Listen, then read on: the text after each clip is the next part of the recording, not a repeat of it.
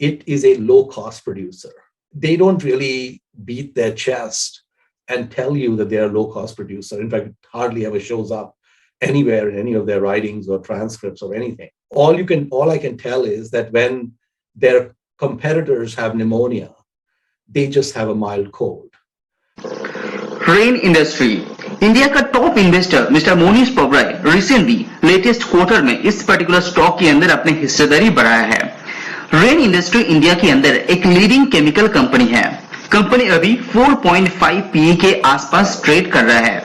Natural gas की price इतने बढ़ने के बावजूद भी कंपनी डिसेंट रिजल्ट यहाँ पे डिक्लेयर कर चुके हैं। तो आज की इस वीडियो के अंदर हम लोग जानेंगे रेन इंडस्ट्री के बारे में। कंपनी फाइनेंशियली कैसा है, कंपनी बिजनेस कैसे कर रहा है, फंडामेंटली बिजनेस कैसा है और फ्यूचर आउटलुक कंपनी के अंदर कैसे दिखाई दे रहा है। क्या लॉन्ग टर्म के अंदर आप इस पर्टिकुलर शेयर के अंदर निवेश कर सकते हैं या नहीं, तो चलिए जानते हैं एक एक करके। सबसे पहले कंपनी की रेवेन्यू की बात करें तो कंपनी रेवेन्यू वाइज यहाँ पे स्लाइटली यहाँ पे ग्रोथ दिखाया है, लेकिन अगर कंपनी का ईबिटा देखेंगे तो वहां पे बहुत ही ज्यादा प्रेशर आपको देखने को मिलेगा, क्योंकि कंपनी का जो ईबिटा मार्जिन है वो यहाँ पे बहुत ही अच्छी तरह से पीट गया है। इसीलिए कंपनी का जो नेट प्रॉफिट है वहां पे भी एक खतरनाक गिरावट आपको देखने को मिलेगा। अगर कंपनी का फाइनेंशियल हाईलाइट की बात करें तो यहाँ पे कंपनी नेट प्रॉफिट के अंदर 4.60 बिलियन का जो profit net profit after tax यहाँ पे कंपनी ने डिक्लेयर किया है। अभी कंपनी की कैपेक्स की बात करें, कैपेक्स $70 मिलियन पिछले 9 महीने के अंदर कंपनी अपना जो कैपेक्स है उसको कंप्लीट करके दिया है।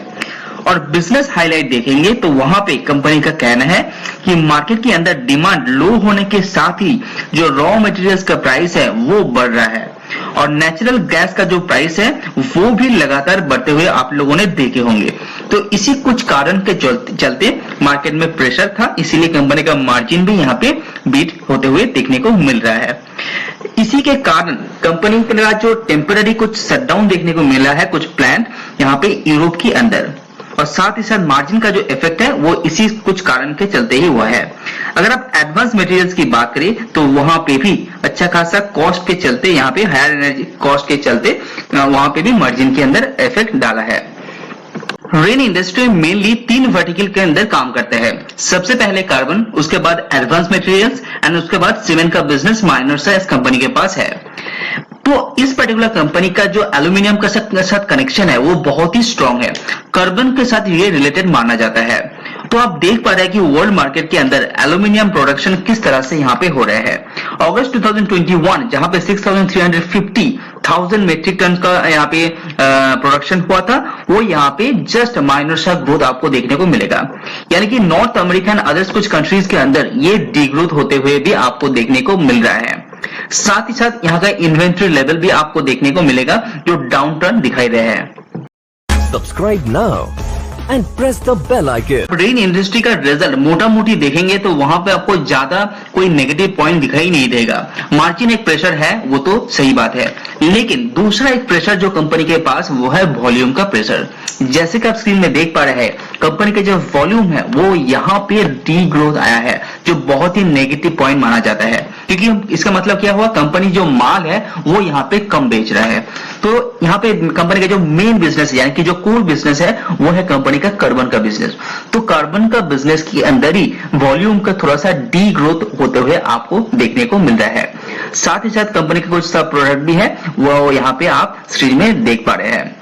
और जो लेटेस्ट क्वार्टर है वहां पे ये प्रॉब्लम होने का जो मेन कारण है वो है एनर्जी कॉस्ट। तो यहाँ पे यूरोपियन रीजन का अंदर जिस तरह से प्रॉब्लम चल रहा है वहां पे एनर्जी कॉस्ट का प्राइस यहाँ पे बहुत ज्यादा इफेक्ट कर रहा है। जैसे कि आप यहाँ पे देख पा रहे हैं कि नेचुरल गैस का प्राइस किस तरह से यहाँ पे ग्रो हुआ है, जहां पे 11, 16, 18 हुआ करता था वो यहाँ पे डायरेक्टली 194 में पहुंच गया है। तो यहाँ पे बहुत बड़ा एक झटका रेन इंडस्ट्री को लग रहा है एनर्जी कॉस्ट के द्वारा। तो ये बहुत ही नेगेटिव पॉइंट है अभी रिसेंट कंडीशन की द्वारा।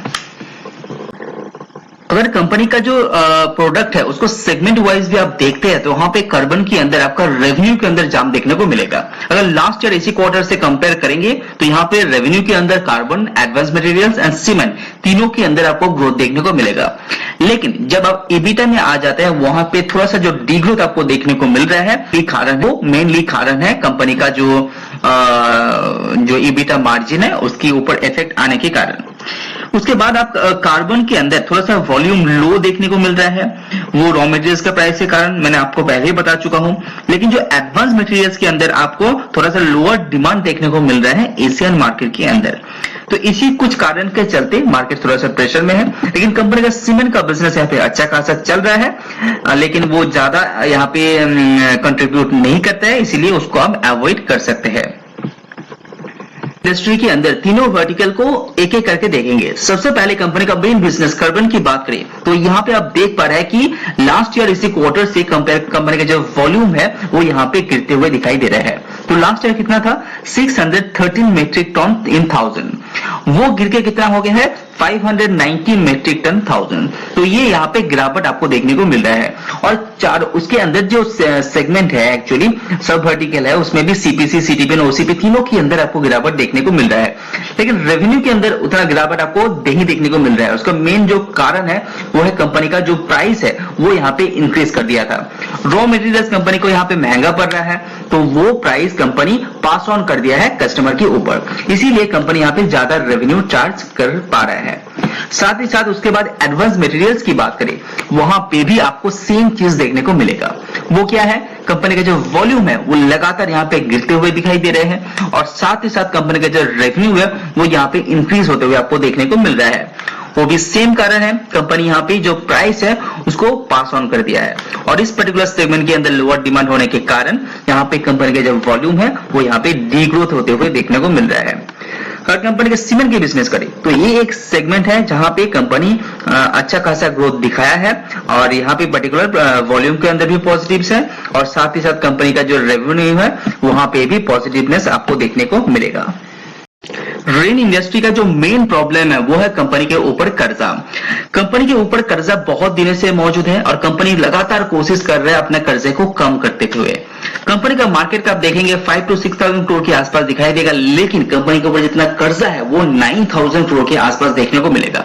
लेकिन इतना घबराने का कोई बात नहीं है, क्योंकि ये जो कर्जा कंपनी के ऊपर है ये कुछ म्यूचुअल अंडरस्टैंडिंग के द्वारा है। अगर कंपनी के कॉन कॉल पर मैनेजमेंट के बात सुनेंगे तो आपको पता चलेगा अगर कुछ पर्टिकुलर वर्टिकल यहाँ पे कंपनी का काम नहीं करते हैं तो कंपनी को उस पर्टिकुलर कर्जा कंपनी को देना नहीं पड़ेगा। ऐसा कुछ म्यूचुअल अंडरस्टैंड करके ये कंपनी ये लोन को कैरी फॉरवर्ड कर रहा है। लेकिन अच्छा गुड न्यूज ये है कि कंपनी का जो नेट कर्जा है, नेट डेब्ट है, वो कंपनी लास्ट ईयर से यहाँ पे थोड़ा सा रिड्यूस करते हुए दिखाई दे रहा है। जहां पे दिसंबर 2021 में कंपनी के ऊपर $914 मिलियन का कर्जा था, वो यहाँ पे कम होके $851 मिलियन में आ चुका है। तो आप देख पा रहे हैं कंपनी का जो टोटल कर्जा है वहां पे भी गिरावट है और कंपनी के पास $218 मिलियन का कैश होने के कारण कंपनी का जो नेट कर्जा है वहां पे भी थोड़ा सा गिरावट देखने को मिल रहा है। और मैनेजमेंट का कहना है कि बहुत जल्दी ये जो कर्जा है इसको लगातार कम करने का कोशिश यहाँ पे कंपनी करता रहेगा। अगर कंपनी के पास ऐसा ही कैश फ्लो आता रहेगा तो कंपनी ये जो कर्जा है ये बहुत जल्दी क्लोज भी कर सकता है। तो ये वीडियो आपको पसंद आए तो लाइक जरूर कीजिए। वीडियो में बने रहने के लिए धन्यवाद। सी यू ऑन नेक्स्ट वीडियो।